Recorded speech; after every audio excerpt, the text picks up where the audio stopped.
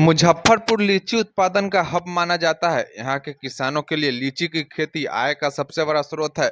ऐसे में हर साल बढ़िया उत्पादन के लिए लीची के पेड़ों को बढ़िया देखभाल की जरूरत होती है। अधिकतर किसान लीची तुराई के बाद अगले सीजन पर ही लीची के बागों पर ध्यान देते हैं।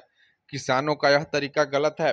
अगले साल बेहतर फल उत्पादन के लिए किसानों को लीची तुराई के तुरंत बाद ही जून जुलाई में लीची की पेड़ों की छटाई करनी चाहिए। लीची फलने वाली डाली को 1 फीट छोटा कर सेंटर ओपनिंग करनी चाहिए। इससे पौधों के मध्य में सूर्य की रोशनी पहुंचती है। लीची की तुराई का काम पूरा हो चुका है।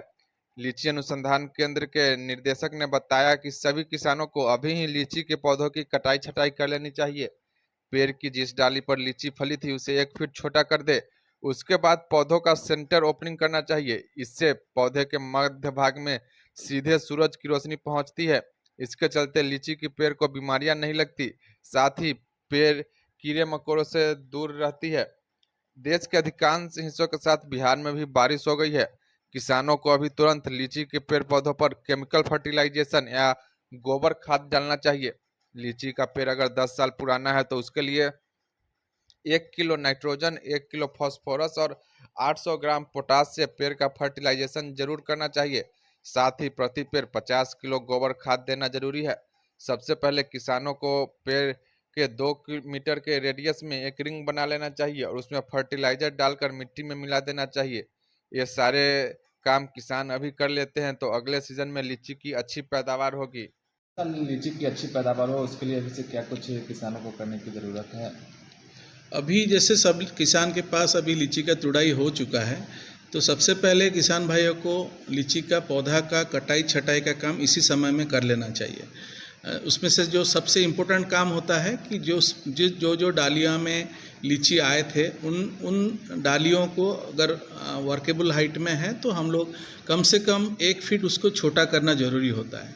इसके अलावा जो सेंटर ओपनिंग एक ऑपरेशन होता है जिसमें लीची का पौधा का छत्रक का जो मध्य भाग है उसको खोल देना, ये एक बहुत इंपॉर्टेंट ऑपरेशन इस समय में होता है। इस समय में सेंटर ओपनिंग करने से पौधा का मध्य भाग में सूर्य किरण प्रवेश करती है, तो बहुत सारे जो कीट बीमारियां हैं इस समय में वो नियंत्रण में आ जाते हैं। तो ये पहला स्टेप अभी इस समय में किसान भाइयों को करना है। अभी जैसे बारिश शुरू हो गया है तो अभी जो फर्टिलाइज़र है, केमिकल फर्टिलाइज़र या गोबर खाद का पहला एप्लीकेशन इस समय में करना चाहिए। लीची का पौधा के लिए एक अगर बड़े पौधा 10 साल से ज़्यादा पुराना अगर पौधा है तो उसके लिए 1 किलो नाइट्रोजन, 1 किलो फास्फोरस और 800 ग्राम पोटास, ये उसका फर्टिलाइज़र रिक्वायरमेंट है जिसको किसी भी फॉर्म में किसान दे सकते हैं। और प्रति पौधा कोशिश करें कम से कम 50 केजी गोबर की खाद।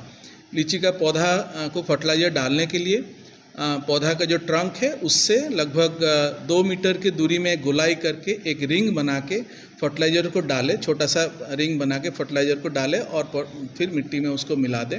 ये काम को किसान भाइयों को इस समय में पौधा पहले जो बगीचा को सफाई करने के बाद फर्टिलाइज़र एप्लीकेशन कर देना चाहिए। ये सारा चीज़ अगर हम लोग करते हैं तभी जाके हमारा जो आगे जो फूल आने वाला है, फल आने वाला है, वो और ज़्यादा अच्छा होता है। तो इस काम को ज़रूर किसान भाई अभी कर लें।